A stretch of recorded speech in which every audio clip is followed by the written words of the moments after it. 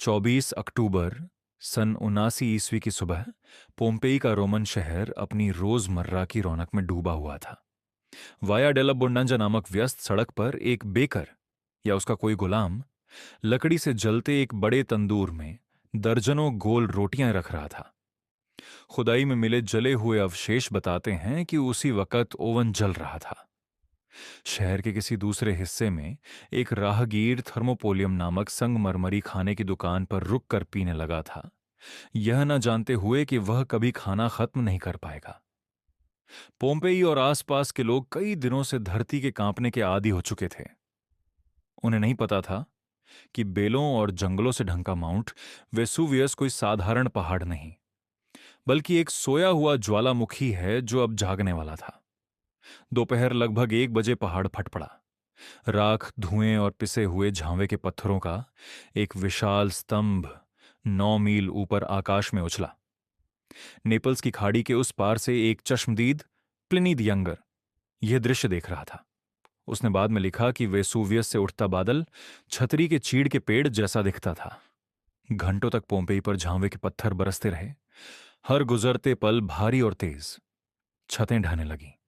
औरतें, मर्द, बच्चे अंधेरी राख से भरी गलियों में दरवाजों की ओर भागे, समुद्र तक पहुंचने की आखिरी कोशिश में। लेकिन वे ना पहुंच सके। जैसे ही राख का वह स्तंभ अपने ही वजन से गिरा, उससे एक पायरोक्लास्टिक लहर उठी। गैस, राख और चट्टान का 250 डिग्री सेल्सियस से भी अधिक गर्म बादल, जो 50 मील प्रति घंटे से भी तेज दौड़ा। यह दम घुटने की मौत नहीं थी, यह तात्कालिक अंत था। जब चौथी पायरोक्लास्टिक लहर पोम्पेई की दीवारों से टकराई तो उसकी गर्मी इतनी भयंकर थी कि पत्थर की दीवारों के पीछे छिपे लोग भी तुरंत मर गए। उनके शरीर राख की उस सख्त परत के अंदर सड़ गल कर खत्म हो गए और उनके चारों ओर की जमी हुई राख में मानवाकृतियां खोखले सांचे बन गए। लगभग 2000 साल तक ये खांचे जमीन के नीचे दबे रहे, मौत के आखिरी पलों को सहेजे हुए।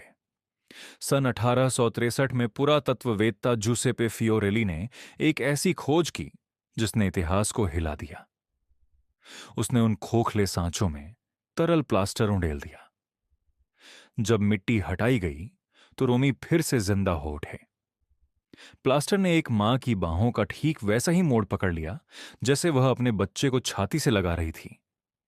उसने एक भागते दुकानदार के वस्त्रों की सिलवटों को दोहरा दिया और उस इंसान का खुला मुंह जो चीखना चाहता था मगर चीख निकल ना पाई। विला ऑफ डायोमिडीज में एक धनी परिवार के प्लास्टर के कास्ट मिले जो अपने आभूषणों से लिपटे हुए भागने की कोशिश कर रहे थे। ये मूर्तियां नहीं हैं, ये पोम्पेई के आखिरी दिन की आखिरी आवाजें हैं। कला में जमी हुई नहीं, बल्कि विज्ञान और त्रासदी में। पत्थरों में दबी एक खामोश चीख। उससे ज्यादा करीब हम शायद ही कभी किसी मरे हुए शहर की आवाज के पास पहुंच सकें। लाइक करें, शेयर करें और सब्सक्राइब करना मत भूलें। ऐसी ही और इंफॉर्मेटिव वीडियोस के लिए मिलते हैं अगली वीडियो में।